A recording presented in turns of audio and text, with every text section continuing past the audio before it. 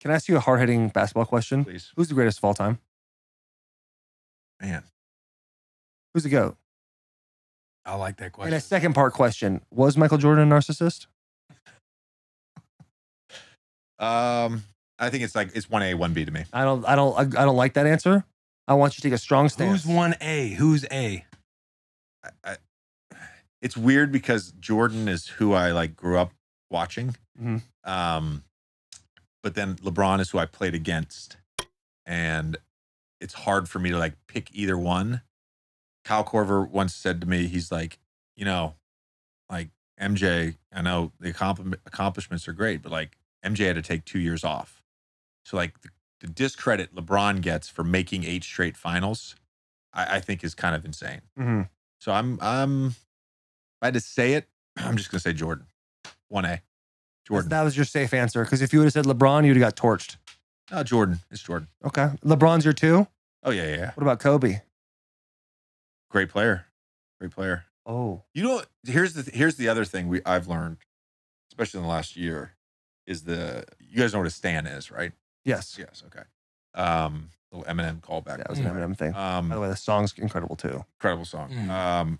What I've realized is that certain players' stans are fucking insane on social media. And I said a bunch of nice things about Steph Curry the other day. Mm-hmm. But the question was, who do you want in the clutch more, Luka or Steph? I saw that video. And I said in 2022, I said Luka, and the amount of hate that I got from the Steph stans. Do you think he deserved it a little bit? Greatest shooter of all time. Again, that wasn't the question, though. Game on the line. Who do you want the ball in their hands? The question, yeah, exactly. And I said Luka. Who do you want with the ball? But why? Size. But if my man can just pull up at the logo and splash that thing in no problem, then we don't need size. Oh, I sound like a basketball guy right now. School him up. Luka is big. He's a dominant player.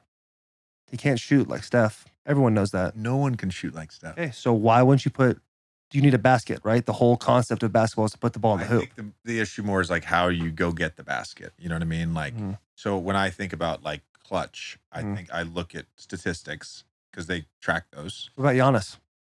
The best player in the world right now. So you'd rather have Luka over him too? No, the question that I got asked was Luka or Steph. Well, on Bussin With The Boys, we like to throw in wrenches. You know what? There's like 10 guys I'd like to have in the clutch with the ball in their hands. All right, but go ahead. Talk to me about Luka. Sorry, I didn't mean to throw Giannis in there. When I think about like who do I want to have the ball in their hands in the clutch, it's guys like Luka, it's guys like LeBron who have size because they're going to create a shot, whether that's against a double team, whether that's one-on-one, they're going to create a shot. There's nothing wrong with saying Steph in that answer, by the way. And he's made a ton of clutch shots. I was basing some of it on just this past season. Steph was 10 for 51 from 3 in the clutch this season. So, like, some of that is recency bias, which is another thing I've learned in the media. We all have prisoners of the moment. I like to describe Stephen A. as that. It's another phrase that I seems that way. Use. Yeah. Yeah, it sucks. It sucks. I can't imagine getting to the point where like you have a show every day and you're like, man, I got to fill 2 fucking hours with the same take, but in a different way. That's tough. I just pop in and pop out, you know? Yeah. Loved the clapping back you were doing on Mad Dog. I think every young generation athlete and young generation person was fairly hype about that.